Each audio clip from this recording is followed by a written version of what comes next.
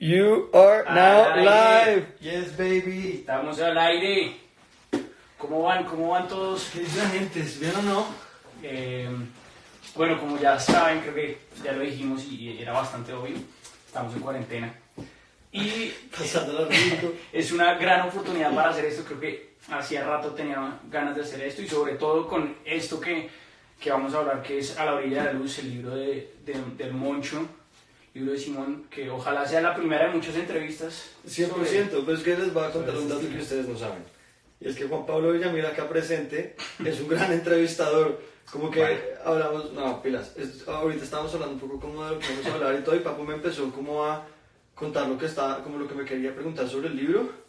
Y fíjense que siento que es una lectura súper juiciosa, como que yo siento que si los periodistas se tomaran siempre ese mismo tiempo para las vainas, siempre uno tendría entrevistas así mind-blowing. Muchas gracias. Yo creo que en realidad más que eso es también un tema que tanto tiempo llevamos juntos, tanto tiempo llevamos hablando de cosas que uno ve reflejada en el libro, que todo lo hace mucho más fácil. Entonces creo que eso lo hace más cool. Claro, Entonces, total, sí, porque tú conoces el proceso. Si te parece bien, empecemos de una vez. Donde tú quieras. Entonces, A la orilla de la luz es el primer libro de Simón, que obviamente está cargado de una influencia de realismo mágico, de fantasía, de mitología colombiana. Y es un libro que creo que también es muy típico, en el sentido en que hace alusión a muchísimas cosas que no ser colombiano y bogotano particularmente es difícil de entender y uno se pierde muchas Sí, cosas. por completo. Yo siento que eso es una cosa que, por eso una de las personas que estaba como leyendo mi libro fuerte no era colombiano. Ajá. Como para tratar de como de lograr ese equilibrio, porque siento que si bien hay un montón de cosas súper típicas, que yo siento que era la idea, siento que ninguna está en el aire. Sí. O me gusta pensar que ninguna está en el aire, a lo mejor algunas me pasó, pero como que todas, además de ser algo típico, como que cumplen un papel que digamos que hace que no sea gratuito que estén ahí, ¿sabes? Que no sea como, no, es que esto también pasa en Bogotá y si no estás en Bogotá, pues no entendiste. Claro. Y de hecho, empecemos por ahí porque ahorita lo estábamos hablando y es como esa gente que te ayudó en el proceso de edición, de, digamos que corroborar qué creías que podía funcionar y qué no. ¿Cómo fue eso?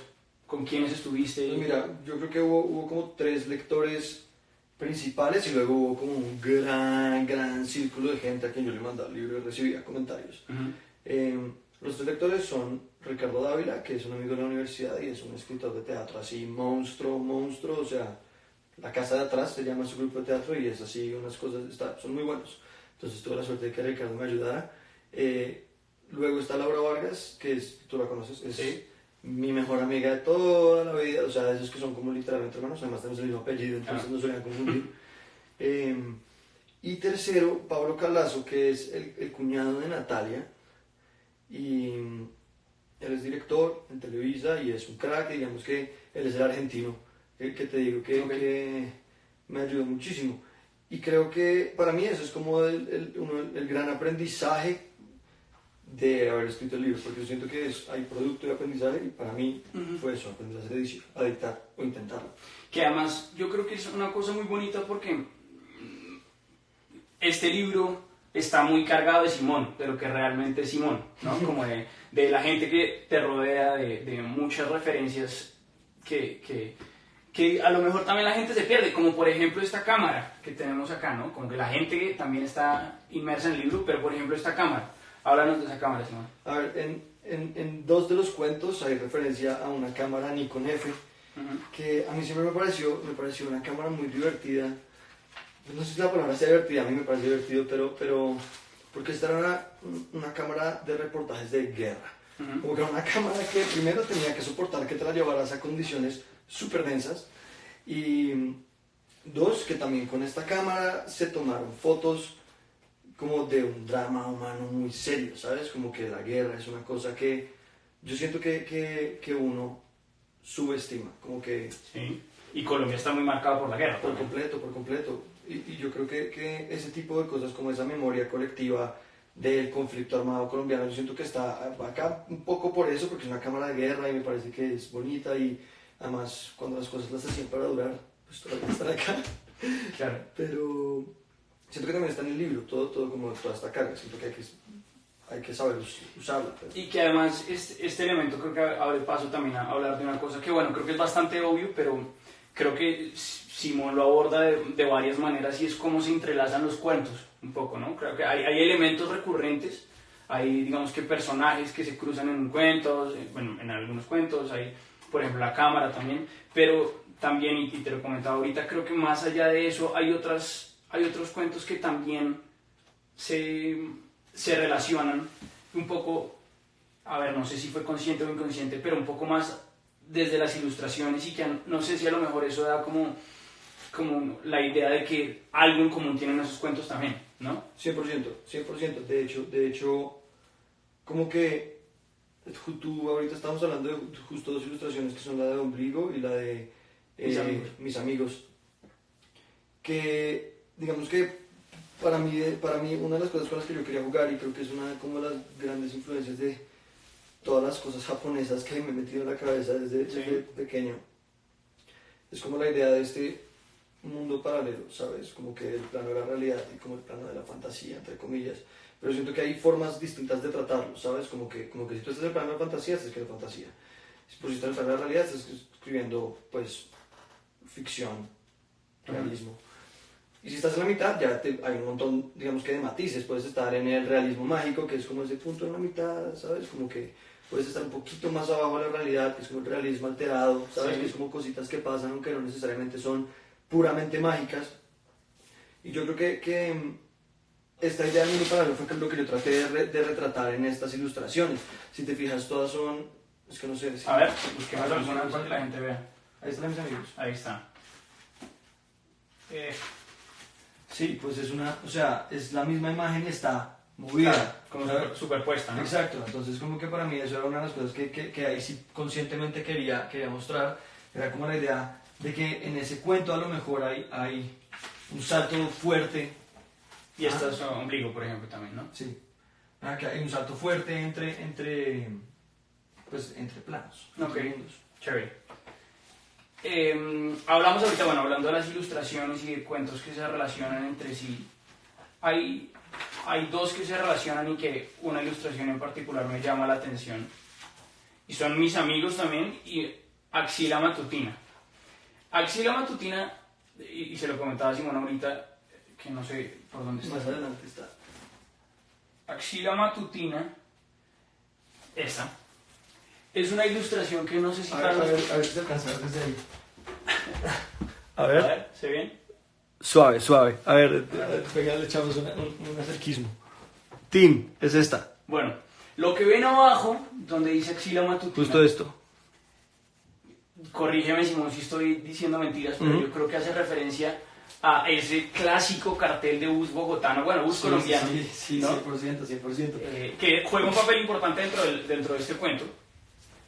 Y digamos que es una cosa que, volviendo al tema de los rasgos característicos, que los bogotanos a lo mejor podemos ver un poco más, pues es muy loco, ¿no? Como que somos una generación que ya fuimos los últimos quizá en vivir eso de los buses, la guerra del centavo y demás. Sí, 100%. Y yo creo que es... Pues no sé, a mí me pasa, por ejemplo, no sé si te has fijado que en México todavía hay ese tipo de buses. Claro. ¿Sabes? Como que son súper reales. Pero a mí eso siempre me dio un poco de tristeza. Y de hecho, a ver, la historia es, en Bogotá, el Estado, digamos que unificó el sistema de transporte público de buses. Entonces empezó... O ha intentado, por lo menos. Lo ha intentado, por lo menos. Si no ha intentado, pintar los buses. Sí. Pero la idea era agarrar los buses viejos y poner buses nuevos, todos se ven iguales, súper unificados, imagen estatal.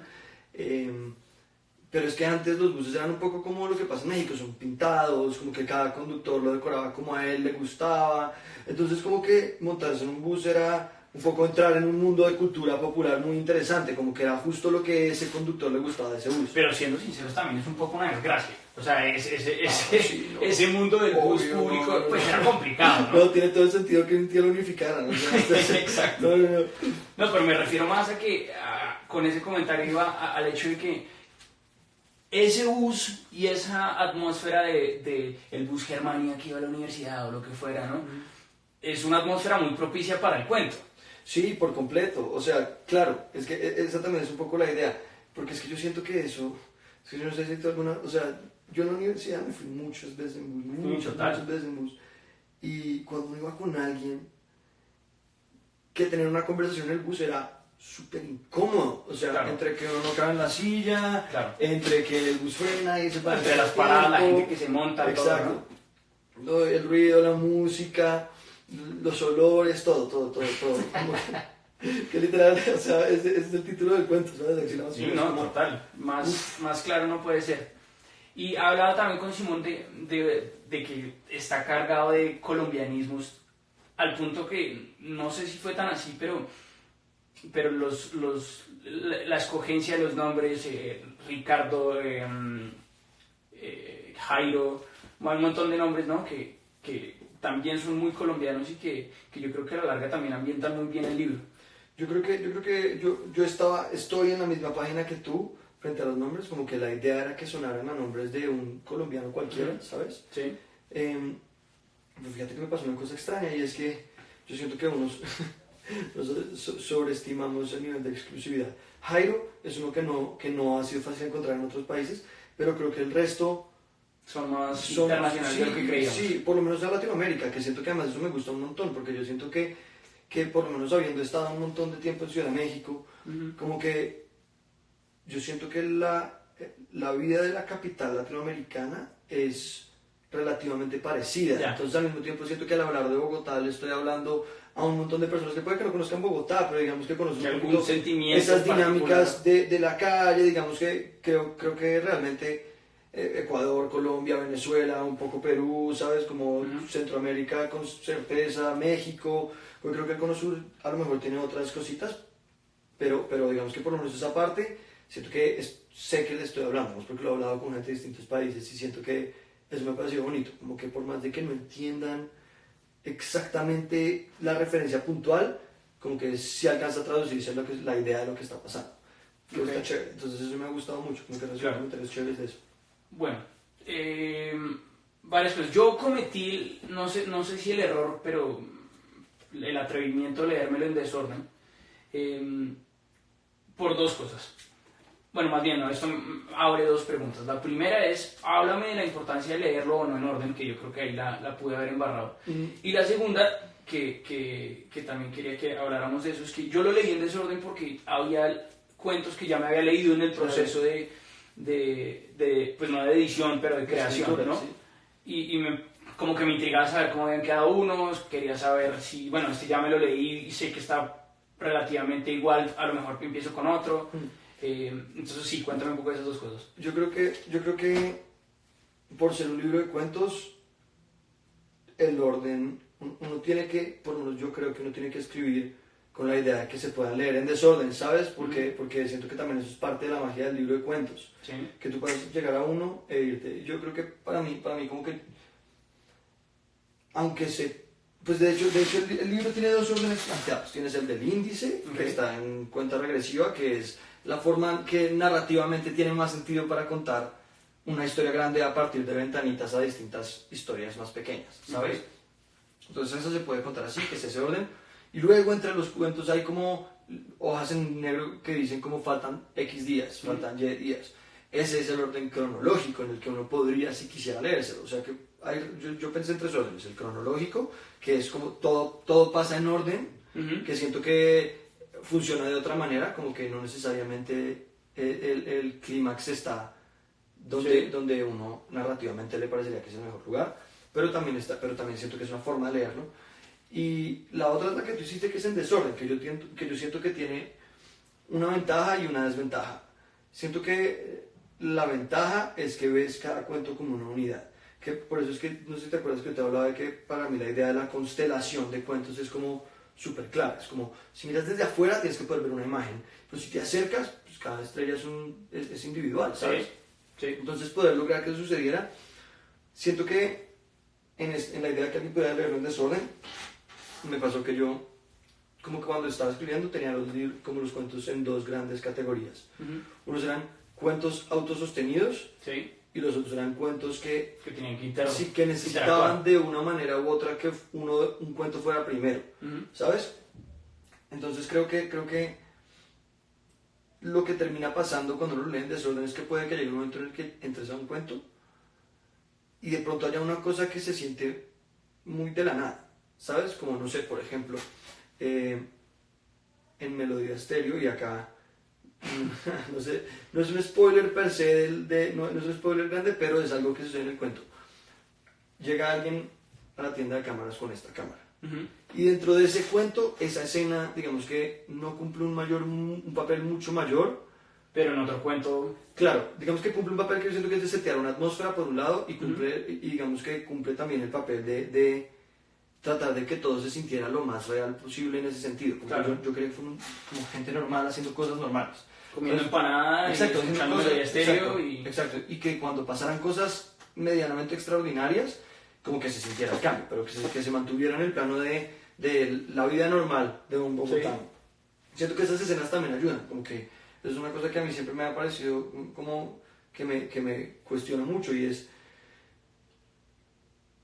las historias de verdad son muy aburridas, como que, ¿sabes? Como que la labor de edición de cortar los fillers a mí me parece que es una cosa muy bacana porque te ayuda a avanzar la historia, claro. Pero al mismo tiempo siento que muchas veces el filler se te da atmósfera, ¿sabes? Total, se te total. da un mood. No todo filler es malo. Claro, totalmente de acuerdo. Digamos que yo siento que es un poco como la música en muchas cosas. Hay magias en la descripción, por más de que no sea sustancia de historia, la descripción es fundamental. Y de hecho eso también bueno, da pie también a hablar de una cosa que también estábamos hablando, y la verdad se me escapa ahorita el otro comentario al que estabas haciendo referencia, pero es la injerencia que tuvo en tu escritura la influencia de la cultura japonesa o oriental. Sí. Que está claro el barrio Tokio y demás, pero creo que hay más cosas. Sí, yo, a ver, como que un poquito de contexto, yo soy como fan de la cultura japonesa desde que tengo por ahí 11, 10, antes de pronto, como que en mi casa mi mamá nos dejaba ver televisión hasta cierta hora, luego nos íbamos a dormir, pero desde la puerta de mi cuarto se alcanzaba a ver el televisor. Entonces yo le decía a mi mamá que es que me quedaba dormido con el televisor, cuando realmente lo que hacía era sentarme en la puerta de mi cuarto, en la orilla de la luz, y ver lo que había en televisión.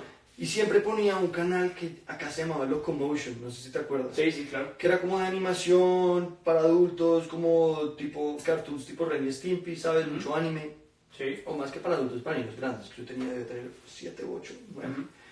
Y ahí empecé a ver, y ahí me ponía este canal antes de que me tocara la hora de dormir, y ahí me quedaba viendo anime por la noche. Y luego, como a los 13, por ahí, 14, caí en un sitio de streams de anime, que uno de los grandes problemas del anime, por lo menos acá en Colombia durante muchos años, fue que no se podía ver si no era por televisión, porque los sitios que tú podías pagar en internet para verlas no aceptan tarjeta colombiana, solo se pueden ver en Estados Unidos, en Europa. Entonces como que uno estaba sometido a la piratería porque no había de otra. Si querías ver anime tenía que ser pirata. Entonces yo terminé metido en un sitio de streams de anime con subtítulos traducidos por fans, y terminé siendo uno de los moderadores del sitio, y estuve ahí como 4 años. Entonces llegaba al colegio y mientras leía, jugaba, tocaba, hacía lo que sea. De vez en cuando, si veía anime, tenía siempre un chatbox abierto y yo moderaba chatbox. Entonces vi anime a morir y leía manga así sin parar, desde los 13 hasta hoy, digamos que hoy menos, pero igual como que yo siento que muchas de mis referencias de historia son de anime o manga. Pues. Ahorita me estabas contando de una en particular, ¿te acuerdas cuál era? Era... Es que no, a mí se me escapa, pero... ¿Ahorita que estamos hablando fuera? Sí. Ni idea. Bueno, pues yo siento que esta idea de la mitología, para mí lo que yo más duro saqué de lo japonés de pronto es como la forma en la que la mitología y digamos que este mundo paralelo, ¿sabes? Como que de qué manera afecta el mundo de los humanos. Y yo siento que los japoneses son muy el dios de tal cosa y el dios de tal vaina y eso, y como que dentro de sus leyendas y demás tienen como representaciones que son monstruos, ¿sabes? Digamos que el dios es un monstruo, como que no necesariamente que sea feo, pero pues no es humano, ¿sabes? Definitivamente. Y siento que eso a mí me llama mucho la atención por la estética, número 1, y número 2, porque los dioses no tienen que ser buenos. Y eso a mí me parece que es una cosa que es fenomenal como de los sistemas politeístas. Y es como, hay dioses que son unos hijos de puta, sin nada que hacer, ¿sabes? Como que ese es el plan y esa es la idea. Y siento que eso como recurso narrativo es brutal, no sé, en los dioses griegos, que Ares fuera, digamos, el dios de la guerra y violara a otra mujer. Que se humanizaron un poco los dioses. Se humanizan un montón. Y siento que eso a mí me parece que es fenomenal. Siento que los japoneses lo han tratado muy bien, en especial porque les ha tocado como conciliar este mundo hipercapitalista, tecnológico, súper loco, y al mismo tiempo este mundo como de un universo místico y de tradición oral absolutamente gigantesco. Entonces siento que lo han logrado hacer muy bien. Siento que nosotros, en cambio, acá en Colombia en particular, pues a nosotros nos quitaron nuestras mitologías, como que eso se perdió. Y a propósito de eso, te iba a preguntar, ¿hasta qué punto algo tiene que ver el hecho de que salgan los dioses del río Bogotá con un poco con Bochica y Bachué? No, súper sí, o sea, es parte de, o sea, es una cosa que me parece una coincidencia. Háblales un poquito para los que no sepan quién es Bochica y Bachué y demás. Ok, Bochica y Bachué son como dos de las grandes deidades muiscas, que son los indígenas que estaban en la región de Bogotá y alrededores antes de que llegaran los españoles. Y la leyenda, me corregirá si estoy mal, no me acuerdo muy bien, es que de la laguna de Iguaque salen Bochica y Bachué. Bachué es la madre, Bochica es el hijo, luego el hijo crece y juntos pues son la pareja que puebla el mundo. Son los detalles. Tengo entendido que es más o menos así. Pero digamos que son dioses de los primigenios, como de los de la creación, de los mitos cosmogónicos de acá. Y justo en Japón, digamos que los ríos también cumplen un papel súper importante. Okay. Digamos que hay un montón de seres que salen del río, que viven en el río, como que... Siento que si alguien alguna vez ha visto una película como El viaje de Chihiro, por ejemplo, sí, que te muestra muy bien, digamos que esta idea como mística del agua y demás, y que yo siento que narrativamente es interesante y digamos que estéticamente a mí me gusta mucho, me llama mucho la atención. Y a mí yo siento que, como te decía, nosotros no tenemos mitologías acá. No es como en México, que digamos que el tema azteca y maya como que se siente mucho y es muy reconocido. Sí, total. Acá nos falta sentido de pertenencia en ese sentido. Sí, total. Yo siento pero también sabes qué pasa, que es que siento que es difícil, como que es difícil sentir presentes a los muiscas hoy acá. Claro. Porque siento que también el récord como arqueológico es muchísimo menor, ¿sabes? Uno va al Museo del Oro y es absolutamente espectacular, pero... ahí estás. Para de contar. Sí, como que es esporádico. Digamos que definitivamente a mí me llamaba la atención como recuperar la idea de que podía, de que hay algo más que, no, que está antes de nosotros en América, ¿sabes? Y como que de ahí un poco sale la idea del mundo paralelo en Bogotá. Ok. Hay una cosa que también me parece súper bonita y es la explicación de por qué se llama La Orilla de la Luz. Ok, esa moneda tiene dos caras. La primera, que creo que es a la que te refieres, que de hecho me di cuenta hace no tanto tiempo, y es que Bogotá tiene unos grandes cerros, unas grandes montañas al oriente, y justamente el sol sale por el oriente. Entonces, en las mañanas de Bogotá hay un punto en el que el sol no ha salido de atrás de las montañas, pero ya el sol es azul, ya el cielo es azul. Claro. Sí, Bogotá está literal en la sombra que proyectan las montañas sobre ella y está ahí. Pero es de día. Claro, pero es de día. Está a la orilla de la luz. Eso por un lado, y el otro que me parece también interesante es como, siento que estar a la orilla de la luz también te habla sobre lo que está del lado de la oscuridad, como que uno medio alcanza a ver, como que está ahí en la penumbra. Como que está bien, como que está mal. Como que está ahí y uno sabe que está ahí, pero digamos que está escondido en cualquier caso, que siento que para mí eso es la violencia, la corrupción, ¿sabes? Como de una u otra manera, partes del conflicto armado colombiano. Como que siento que eso también, digamos que un poco hablando con lo que hablamos ahorita de la cámara, de la guerra y demás, como que siento que la carga como del conflicto armado colombiano y los problemas que tiene Colombia en cuanto a corrupción y demás, como que yo siento que están ahí metidos también. Y hablemos, aprovechando de eso, de lo que me contabas ahorita, la analogía que hay entre el Consejo de Superintendentes, creo que es, y la realidad colombiana. Sí, para mí, un día estábamos con Ricardo como echando cuentos sobre el libro. ¿Me acuerdas de quién es Ricardo? Sí, el de la casa atrás, que eso conté ahorita, pero es un amigo escritor que me ayudó digamos que a revisar y a corregir el libro, y es un crack.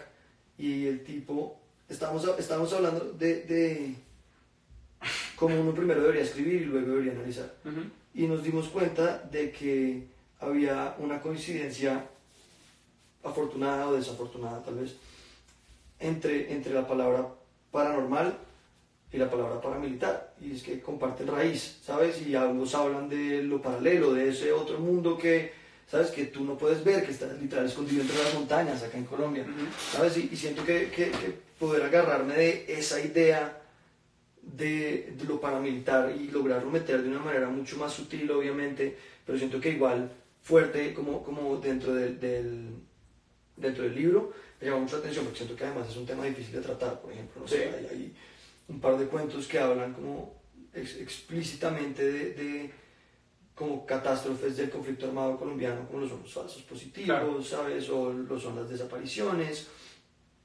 la limpieza social, ¿sabes? Siento que para mí la analogía de que este mundo paralelo tenía cierta similitud con el mundo paramilitar, como que me parece como que yo sentía que era que si uno va a escribir sobre Colombia, en algún momento tiene que nacer esa parte, ¿sabes? Como que no ponerla también es negar lo mucho que nos ha afectado y lo muy duro que le ha dado al país.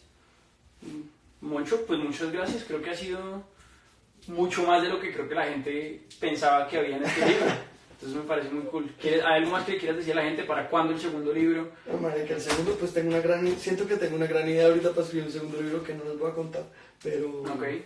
Pero ¿y sabes qué va a ser novela, va a ser cuentos también? No, yo siento que ahí hay una cosa que uno, o pues a mí me pasa, y es que yo siento que por alguna razón la gente piensa que el cuento es la preparación a la novela, ¿sabes? Ok. Siento que yo no sé si, o sea, como que podría estar tranquilo no escribiendo novelas por ahora. Sí. ¿Sabes? Como que a mí me gusta mucho el formato de cuento, como sí, siento que es como una canción, es impacto.